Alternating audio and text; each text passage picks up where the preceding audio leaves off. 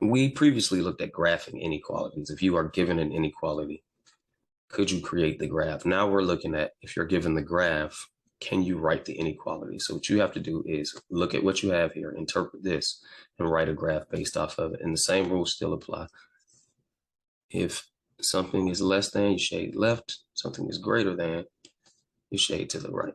And then if there is an open circle, you use these symbols. If there's a closed circle, you use the symbols with the line underneath. So I'm looking here, there's a closed circle and everything is shaded to the right. I'm gonna call those numbers X, and we started at +2, so I'm gonna write that down. A closed circle shaded to the right means I wanna say greater than or equal to.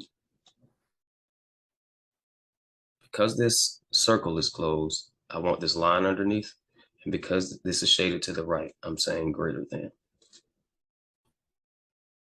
This inequality starts at the number -3, and the numbers we're going to call X. There's an open circle and everything's shaded to the right, so I would just use a greater than symbol. I'm going to look at one more, then I want you to try a few on your own. This circle is closed, starts at the number -1, and everything's shaded to the right. So I'm going to say X, and I'm going to say -1. Then I look, everything's shaded to the right, and this circle is closed.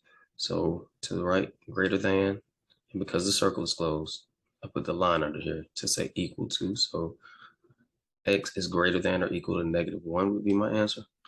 We want to pause the video here, let you look at this graph and see if you can interpret it and write the inequality. The numbers here that are shaded are to the left. So we're going to say X, and it starts at 6. Everything shaded to the left, and there is a closed circle. So I would refer to this as less than or equal to. And the reason I did that again is because this circle is closed. That means this line must go there. We shaded to the left, so we said less than. I'm going to try another one here. See if you can write the inequality based on looking at this graph. I'm going to pause the video here, and you write this inequality. The number starts at 4, so we're saying X and +4. We look, there's an open circle and everything's shaded to the right. Open circle means no line, shading to the right means greater than. So X is greater than 4. These numbers are 5, 6, 7, and 8. These numbers are greater than 4, and everything that goes in this direction infinitely is. So we would have the correct inequality here. Pause the video again, see if you can write the inequality based on looking at that graph.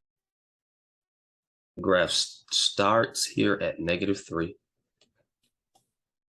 And we have X. There's an open circle and everything shaded to the right. So we just call that greater than. I'm looking, we have the numbers -2, -1, 0, and all of the positive numbers. Those numbers are bigger than -3. So we would include those. X is greater than because there's an open circle and everything shaded to the right. Should have tried this last one here. See if you can write the inequality based on looking at that graph. We started here at the number +7. There's an open circle and everything shaded to the left. So X